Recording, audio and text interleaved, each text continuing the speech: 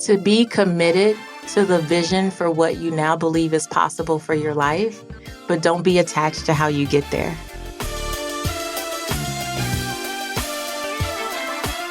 Hey there, this is Patrice Washington from patricewashington.com, where we chase purpose, not money.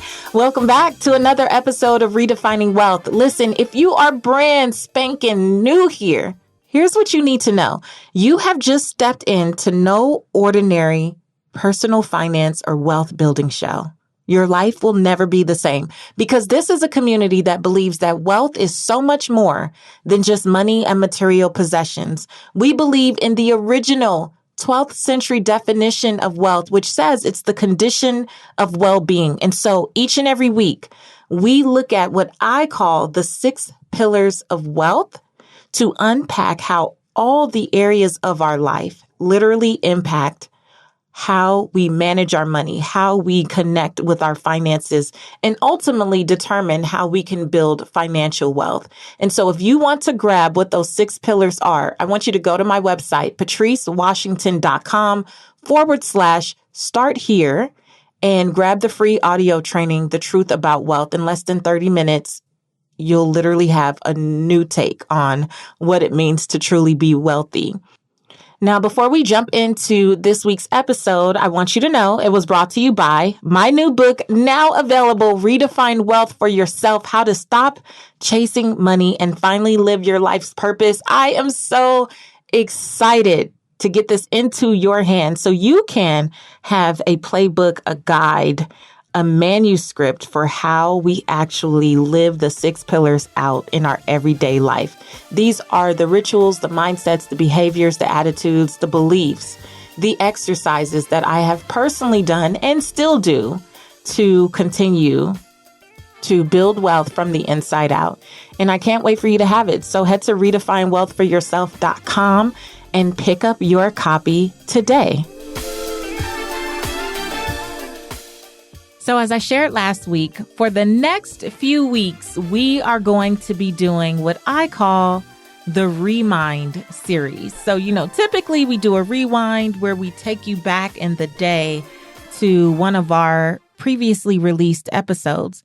But I thought that this would be a great time to remind you of who I am.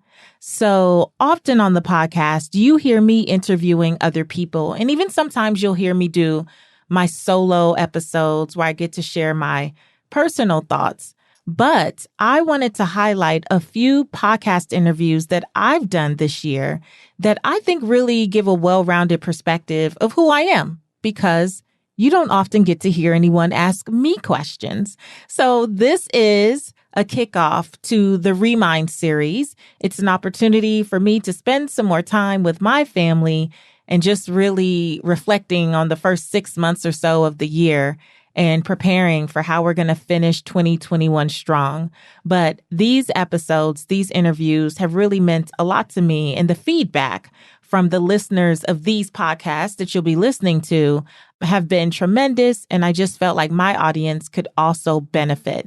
So first up is my interview, We Are Here, with Hacker Valley Studio. Now, you may be going, Hacker Valley, what's that about? Yes, it's actually a technology podcast. So Ron Eddings and Chris Cochran are the team from Hacker Valley Studio podcast. They explore the human element of cybersecurity programs and technology. However, they love to find inspirational stories and knowledge to elevate themselves and their communities.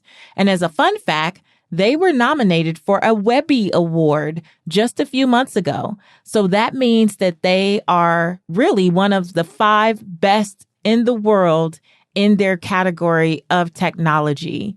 And they were nominated for the Webby Award and the Webby's People's Voice Award. So you can imagine they must be good.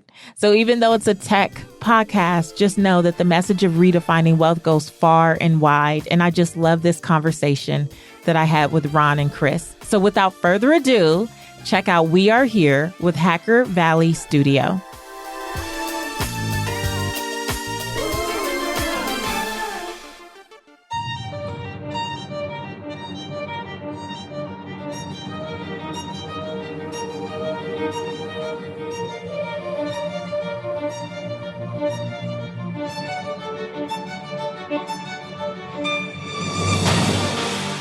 Valley Studio presents We Are Here, an audio journey exploring Black excellence in cyber, hosted by Ron Eddings and Chris Cochran.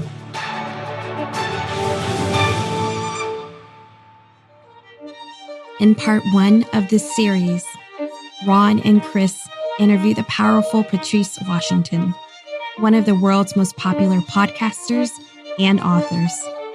This is a story of ascension and community. Here in the studio, and I'm excited to introduce our guest this episode. We're going to be crossing a bit of a chasm.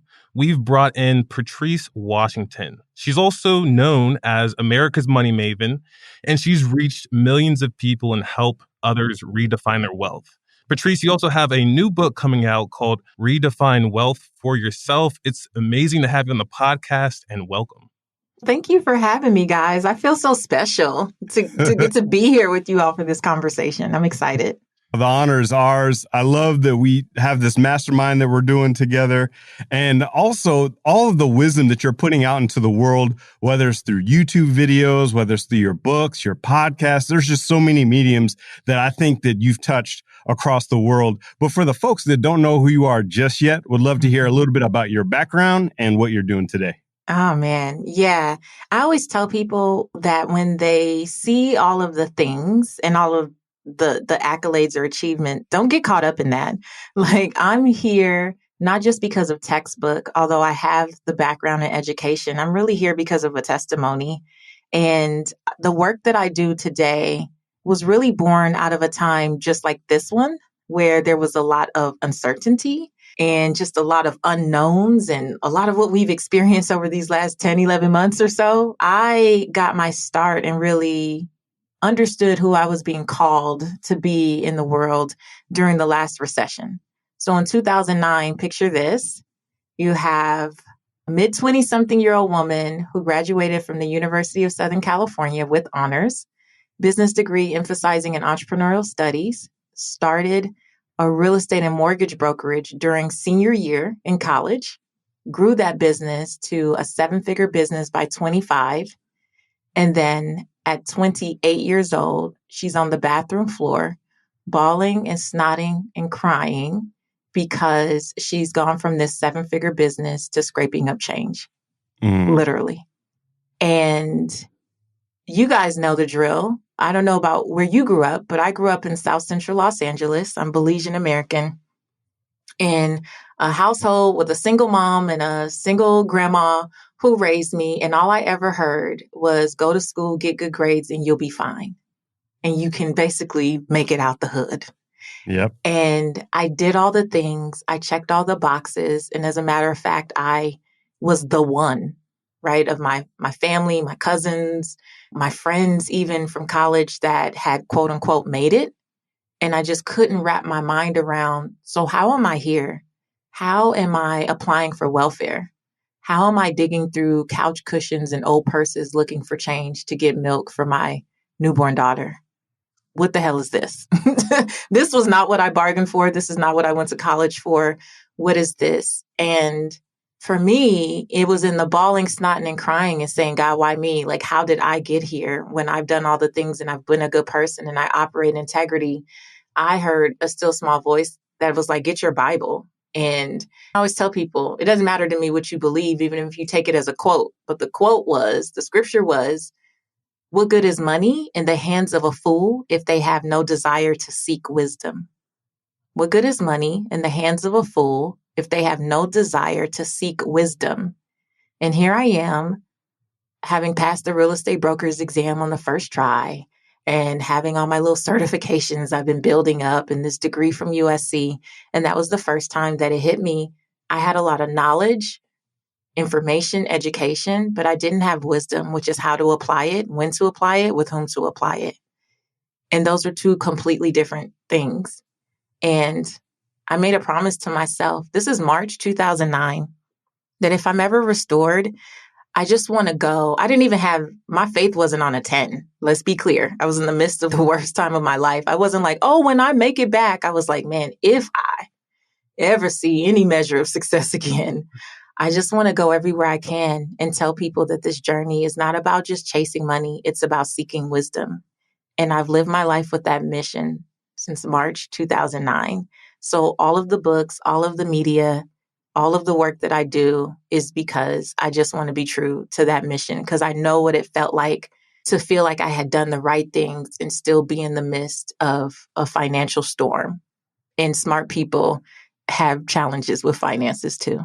Definitely. I think when you really look at it and see where we all come from, a lot of us don't get the education from our parents or relatives or people in our network to really show us what wealth can mean, not in just a financial term, but what wealth can mean even for your life and your well-being.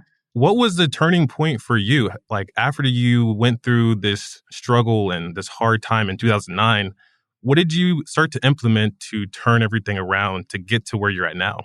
To be honest, the next day, so 2 weeks before I had this breakdown in the bathroom, in that teeny tiny bathroom, I was in a Starbucks, not getting coffee because, let's face it, I couldn't afford it. I was just trying to get water. I was in Louisiana and it was hot. And I looked over and I saw this group of women with their laptops and they had kids in strollers and they looked like a little clique. And I had a newborn baby. I was like, I'm in a new town. I don't know anyone. What's up with them? What's that? Is that like a mommy support group? Because I definitely need some support in my life. And one of the ladies coming to get creamer or whatever, and she was standing there and I was like, is this like a mommy support group? And she said, no, we're bloggers. And I had never heard of the term before. I owned a brick and mortar business, so I wasn't into anything online. And I was like, bloggers, what does that mean? And so she explained it. And she said that a lot of the ladies wrote about their kids and all this. And I was like, write about your kids. I was not interested. I was a new mom, but I was like, why would I write about Reagan, my daughter? I don't get that. But that's cool that you can write and people can find you from all over the country and you can build community. All of this was like new territory for me. And when I had that moment on the bathroom floor, the next day when I woke up, I was like, I could do one of those blog things, literally, no real depth to understand what it all was. I was like, I could do one of those blog things and then share this with other people. Because my first grade teacher, Miss Boynton, shaped so much of my life. And I used to be the kid that would raise my hand and want to answer all the questions. And I remember one day she kept me in for recess. And she said, Miss Cunningham, which is my maiden name, when you know something, you have a responsibility to share with your friends. It's not enough that you have to share what you know so that everybody moves forward.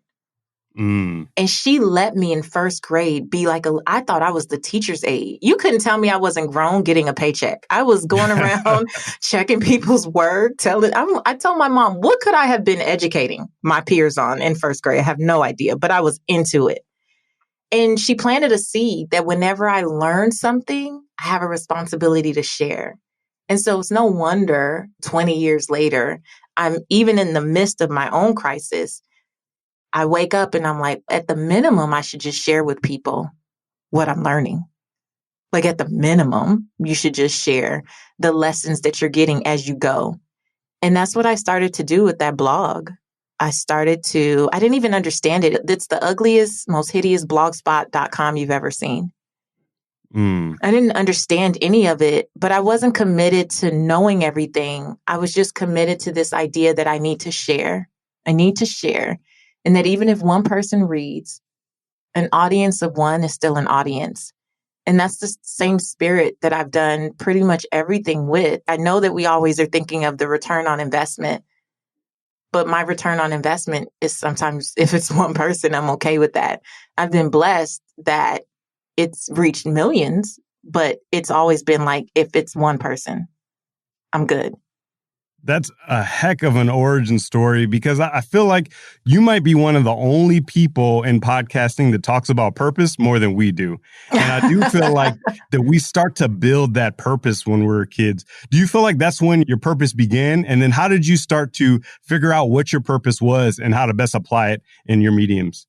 Yeah, I definitely think that it was always there. I don't think I realized what my purpose was. I think the first step for many of us in childhood is to accept or embrace our gifts. And my gift was in teaching others. My gift was in taking what may have felt complicated to my first, second, third grade peers and breaking it down in whatever way that I thought I was, just being grown, just being the teacher. But as years went by, not all of my teachers embraced that. I was like the bossy kid, or I was a know-it-all. I met a few teachers along the way who were like, you need to sit down. You can't help anyone. And so what was a gift all along, I started to dismiss because I didn't necessarily have people like Ms. Boynton anymore who were validating that as a gift. And so as I grew up, I'm tall, I'm 5'10", I have long fingers. People were like, you should play piano, you should play basketball, you should. So I started to think that gifts had to look like dribbling a basketball or doing all these other things. So like most of us, many of us, I would say, people I've met, I went off doing all the things. And for years, I dismissed that this was a gift. I dismissed that speaking was enough. I dismissed that being a good writer was enough. Like I could do something like that. And I went off to pursue what was going to make money. Now, I also enjoyed real estate at the time, but let's face it, the real estate market was booming. I was a personable kid and I was willing to do the work. And I was like, why didn't everybody just get rich early? Like, duh. Like I was like, this is easy. I can pass a test on the first try. I'm a great test taker, all the things. But it wasn't until I had that moment where I had to come to, who are you really and what do you really want to do? And really go, I want to help people not feel how I feel right now, even though I still feel it. And then think about, what are some of the ways you've always been good at that? And when I landed on speaking and writing, that was the most boring thing like I could have ever. I was like, do you know anyone who's made money as a speaker? I didn't have a frame of reference for that. Do you know anyone who's educated other people on personal finances and actually been able to do themselves? Do you know anyone that's doing this type of stuff? I didn't. So it's not just acknowledging the gift, then it's like embracing it, like allowing yourself to evolve into it. So it was little things at first, you guys, but I would be lying if I was like, I saw the whole vision. I didn't. I saw the next best step. I was like, I just want to do this. And if it helps one person, and it was a new chase for me. Whereas maybe I was chasing money and validation from others in my earlier years, this was different. I was chasing the fulfillment I felt when I was of service to other people.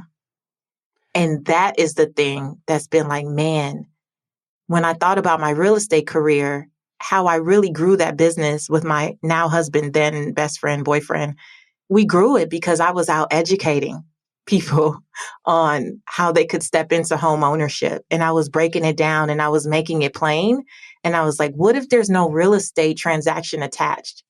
How can I feel the same joy I felt when people used to get an aha moment and go, you mean I really can own a home? You mean if I do these things, you're telling me in 6 months, 12 months, 18 months, I can have my own house? People can't put me out of someplace anymore. I'm like, well, you still got to pay your mortgage. But those aha moments and really educating people, that really made me happy. But now it was going into this land where it wasn't to get them to a real estate transaction. It was just for the sake of empowerment. And that was scary because I hadn't seen it. I hadn't really seen it done. And I didn't have any examples of a Black woman doing it either. And I looked to what I could find on the internet. And they weren't people that looked like me, but it was enough to let me know it's possible. I feel so connected to you right now because I feel the same way. And I know Ron does as well. We felt like we stepped out into this like realm of the unknown. I felt like we were in this boat and everything is pitch black dark. There's no map, but we're just paddling away because we know we're going somewhere. But it's hard when you can't see that in an example. It's hard when you can't see the blueprint in someone else. What was that moment where you felt this is it? This is exactly what I need to be doing. Was there a moment? And could you walk us through that story as to when you were like, I am on the right path right now? Oh my gosh. I don't know if there's been a moment. Like, I think every level reveals a new limiting belief I've had to work through. So I feel like I've had several moments where you're like, oh, especially as an entrepreneur, this is what I'm called to do. And then 3 months later, you're like, is this what I'm supposed to be doing with my life? I was very certain in October, but now it's January and I'm just a little uncertain. So I've had different levels. I would say at every turn, it's been the God winks. I call them God winks. It's been not the huge things. And as you guys know, I've had some really incredible opportunities. I did 4 years on the Steve Harvey Morning Show, the nationally syndicated radio, answering people's questions, my own segment, my name, with my own theme music every week. I've been a regular on some incredible shows and I've spoken all over the world. Like, I've had these great opportunities, but honestly, those were not the things. I feel like every time I've known you are on the right track, keep going, it's come from an email. It's come from a DM. It's come from a thank you card in the mail. And when I'm battling the imposter syndrome or the like, man, are you sure this is what you should be doing? It's seeing what my work has produced for people that I will never meet in person. And knowing that every time I step out of myself and get over myself and I don't succumb to the noise in my head, but I stay true to the mission in my heart, like that there's going to be people served on the other end of that. And sometimes it's enough for me to know that it's not about me. Like sometimes for me, that's enough. Like, girl, okay, you didn't have the best day. Cool. But this is not about you. Or, okay, yes, you got rejected, because for every yes, be clear, there's been no's. Like, I was told by a, what is their title? It was like the head of a radio station in the Midwest. Before I ended up on the Steve Harvey Show, I had pitched myself for a Money Minute segment. And the guy came back and his email was, your voice is hideous. This is, no. Yeah, this is like 2011 or 12. Your voice is hideous. And I was like, sir, hideous though? That's extreme. When you're uncertain and you already have all this doubt and you've already been through all these traumatic things, stuff like that can take you out. If I would have listened to that, which the first several hours after reading that email, and you know how it is, like, you read it over and over again. Is it hideous or is this a word? Like, maybe I don't understand his language. Like, maybe this means something else. Like, I replayed it and read this email over and over again. And for a minute, that doubt that was creeping up when I thought about doing the blog, even in 2009, it was that, well, who do you think you are? And then I had to remember again, look at how you've served people and helped people and done things that help move other people forward just with what you had, which was not much. It was a free blogspot.com that turned into me writing for other blogs. So it's been the people. It's been the progress of the people that is always the validation and the affirmation to keep going, even when I don't feel like it. And I can tell you in 2020, I definitely had those moments where it was like, man, 2020, if you weren't questioning a few things about yourself, your life, which your business with this time, I don't know where you were, but I definitely had those moments. And it was the people who would show up and who would respond to things that I had written years before or interviews that I had done years ago. They're like, I heard you on such and such podcast. Dude, 4 years ago, I don't even remember what I said, but knowing that I contributed my voice to the conversation, even in spite of fear, even in spite of a fear of rejection, even in spite of the times that I doubted. And man, that served someone 4 years later. I'm going to do it again today. Yep. I'm going to do it again. And 4 years from now, what we're recording today is going to be such a blessing to someone. And that lights me up. It sounds like you're a real example of not only working for yourself, but living for yourself. It sounds like you're really constantly putting yourself in the best position to feel fulfilled. And it sounds like you're doing pretty well. You have your business, podcasts. So it shows that you really don't necessarily need the money to be fulfilled and be happy and really reach the areas in life that you want. And I think one of the things that about COVID and being locked down right now is this a perfect time to redefine yourself, redefine your wealth, redefine your life, and really just start over and give everything a fresh shot. I think a lot of people in the cybersecurity industry are also very high paid, but they reach burnout because they're doing things for money specifically. What would be something that you would recommend that you've learned over time to disassociate yourself from being so tied into doing things for money and others to start doing them for yourself? Oh, Ron, that was good. That's a good question. There's so much that has happened over this decade or so with me rebuilding my life. And what I tell people all the time is I love what I do. I adore what I do, but I'm not all work and money. The reason that I can show up the way that I do, and I'm grateful for you just even acknowledging that, is more so the work that I've done in the other areas of my life. And one of the biggest lessons that I learned when I lost everything was that wealth was never just about money and material possessions and the titles that we carry and the salaries attached to those titles, or the gross revenue attached to whatever we say we do in the world. The other thing I learned, besides the difference between knowledge and wisdom, was what wealth really was. And when you get past the surface level definitions of wealth, the real definition, the original, the 12th century definition of wealth is the condition of well-being. And I learned that on the bathroom floor. Like, all of that happened around the same time. I didn't quite know how to articulate it yet. Like, I got it, but I had this strong sense that in the midst of trying to figure out how to truly embrace what I felt like I was being called to do and what next best steps I could take, and even through the negotiating payment plans, let's be real, with the creditors and all the stuff that was happening at that time, I started to really focus on other areas of my life.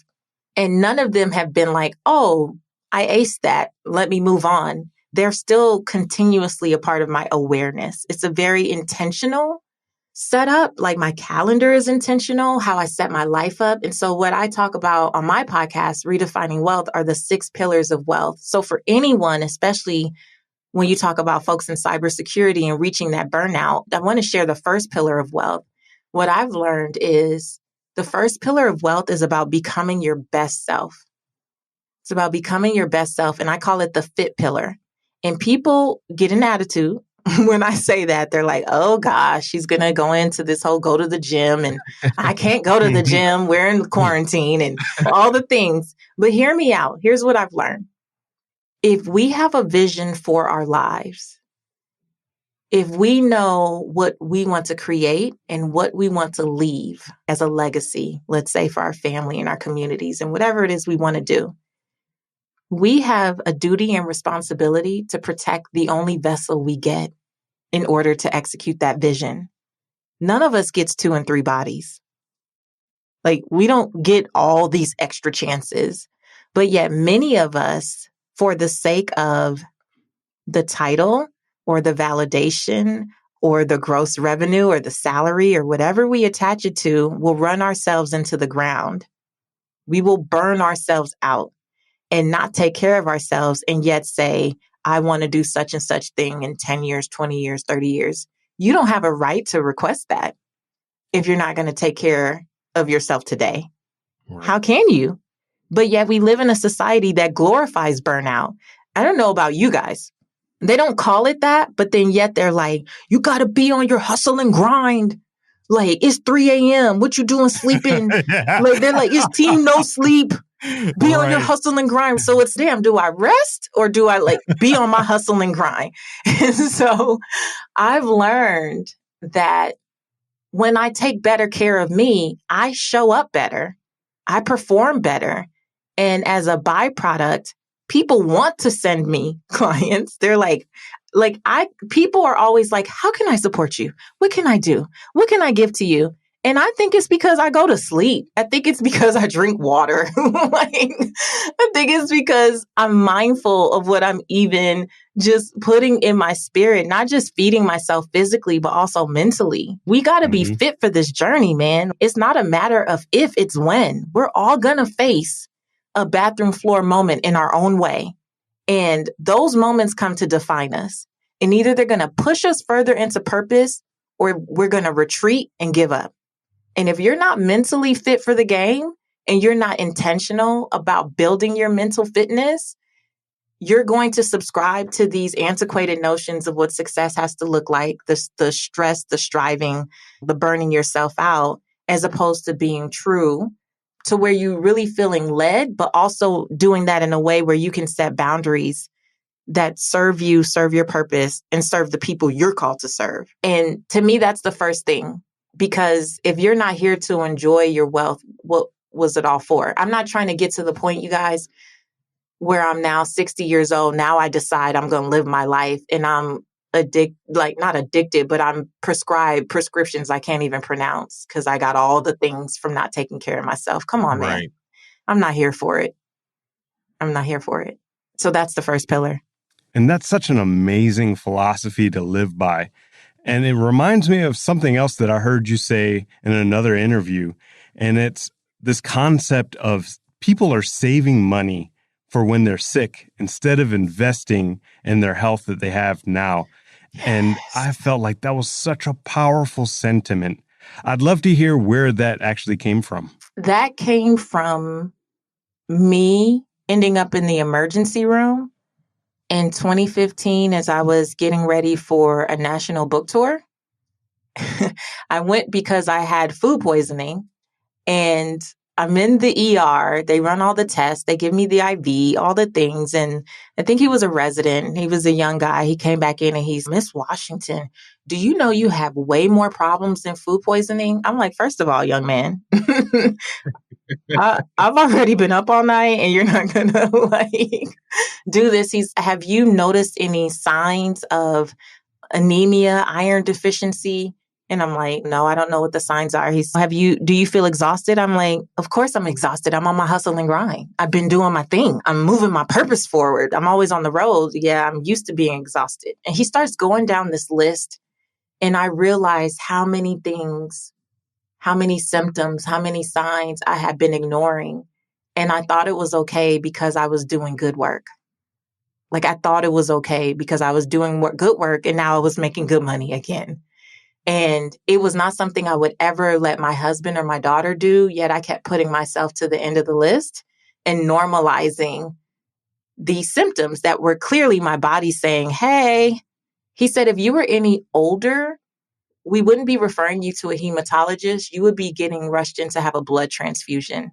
You're running on fumes. And that didn't just start. So for a woman of childbearing age, I think your hemoglobin levels are supposed to be like 12 to some number off the charts. I was like a 4 point something.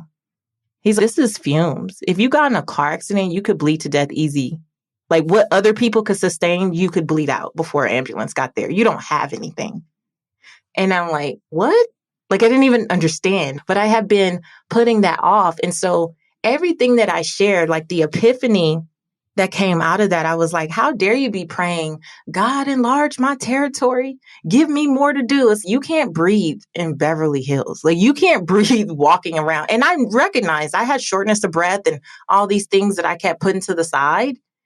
But I was like, how dare you be praying for your territory to be enlarged, but you're not taking care of what you currently have. And everything that I share, like on my podcast and my books, like I wish I could have just got the lesson from something else. All of these things have come from going through my own experiences. And I spend a lot of time quiet. I don't know if in cybersecurity there's a lot of introverts, but I'm actually, despite what people may think when they see me on stage, I'm actually more of an introvert. And I just spend a lot of time processing all of these lessons and then doing what Ms. Boynton taught me. When you learn something, you got to teach it. So then I start testing it out on my friends. And then I'm like, oop, she's getting results. Let me test it out. Let me offer it to clients. And the book, Redefine Wealth for Yourself, all of the work that I do now, it's literally come from having one experience after another and all of the pillars that I talk about, learning really hard lessons, because I think some of the best lessons, you don't come out on top. Sometimes you have to take some L's in different areas to get really great lessons. I've just been very grateful for the wisdom. And I'm one of those people, similar to when I started the blog, when I learn it, I just try to apply it. We live right now where people are just information hoarders. They listen to all the podcasts, they read all the books, they go to all the seminars or do whatever, attend all the webinars. And then it just fills up a notebook. And they're like, oh, I have all these good nuggets. I'm more committed to when I hear something, right, like this, what are one or two things that I can implement immediately? I don't have to do everything, right? But it only takes one thing to change everything. So what can I implement today, tomorrow, this week, this month, so that I can start to shift? And that's where it comes from for me. It's like seeking wisdom and then implementation, like quickly. I wholeheartedly believe that right now you are changing minds and hearts. There's someone that's listening to this podcast right now that up until this point, they believed that they were chasing money as the marker for their success. But now they feel like they can actually be on a path of purpose. Mm-hmm. What is a piece of advice that you would give to that person right now as they embark on this journey? To be committed to the vision for what you now believe is possible for your life, but don't be attached to how you get there. It's going to be a journey. It doesn't happen overnight. And practice self-compassion and grace. The biggest thing is that you have a new awareness. So what are you going to do with it? And how are you going to implement the best that you can? Whatever one thing you can, just remembering that one thing can and will change everything. Patrice, this has been such a masterclass for everyone that's listening, whether they're in cybersecurity or outside of it. Thank you so much for hopping on the mics with us. For folks that want to stay up to date with you and all the things that you have going on with your brand, what are the best ways that people can do that? You can definitely head to patricewashington.com. So all things Patrice are there. And if you're in social media, Chris has got me trying to be better with my LinkedIn. I'm working on it, Chris. But my favorite place to play right now is still on Instagram. I'm still old school, y'all. I'm on Instagram, Seek Wisdom PCW. And I just welcome any nuggets that you feel like you got from this conversation. And just tell me that Hacker Valley sent you. And Chris and Ron, thank you for the work that you guys do. And thank you for allowing me to share what I do in the world. This was amazing.